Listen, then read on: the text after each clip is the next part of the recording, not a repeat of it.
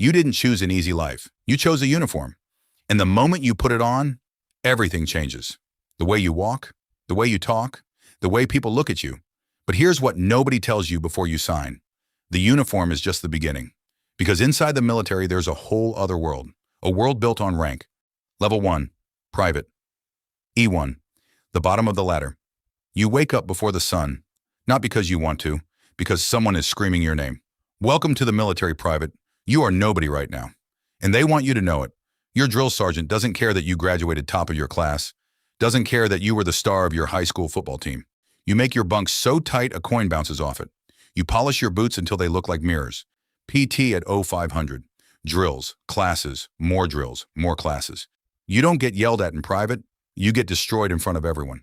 The military isn't breaking you down to be cruel. It's breaking you down so it can rebuild you into something different. Level 2, Private First Class. A few months in.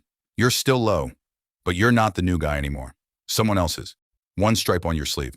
But it matters.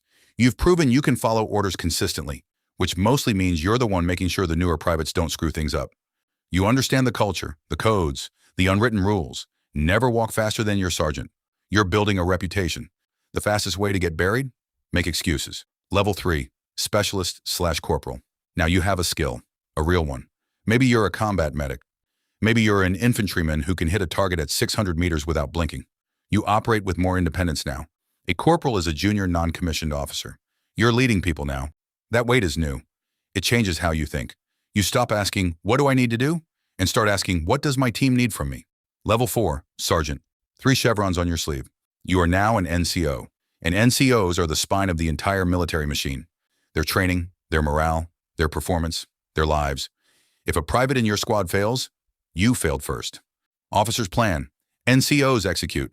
Not always, but sometimes, you're the one quietly saving the plan. That pride hits different when it's yours. Level 5, Staff Sergeant. You're not just leading soldiers anymore. You're leading sergeants. When you walk into a room, junior NCOs pay attention. You've deployed, maybe more than once. You've seen things that changed you, made you faster, sharper. Your technical expertise is elite level now. You mentor, you push. A staff sergeant who mentors well becomes legendary in their unit. Level 6, Sergeant First Class. Fewer than 1 in 3 enlisted soldiers ever reach this level. Think about that. Sergeant First Class is the first tier of senior NCO status. That means you're responsible for 30 to 50 soldiers. You work directly beside a commissioned officer, a lieutenant or captain. A green lieutenant with a veteran SFC beside him is actually in good hands. At this level, your reputation stretches across the entire battalion. In a world that changes every deployment, you are the anchor.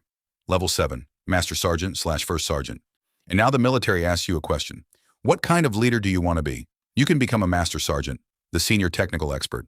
Or, if you're chosen, you become a First Sergeant. 100 to 200 soldiers. Soldiers call you top. You're the disciplinarian, the confessor. It's one of the most demanding roles in the military, and one of the most respected. Level 8, Sergeant Major. Only the best reach, E9. You've led in combat, you've buried people you trained, and you're still here. At this level, you operate at the battalion and brigade level. You're the institutional memory of the unit. If you become a Sergeant Major of the Army, you speak for every enlisted soldier, one person, representing hundreds of thousands. Level 9, Second Lieutenant/Ensign. Now we step into a different world, the officer corps. You could have come from West Point. From ROTC, you outrank every enlisted soldier on that list we just went through. The rank on your collar means nothing without the respect of your NCOs. Smart officers know this. They listen. They learn. Arrogant ones? The NCOs work around them. Your job right now is to be teachable. Level 10, First Lieutenant/Lieutenant Junior Grade. 1 year in as an officer, and you've shed most of the idealism. You're starting to understand the machinery now.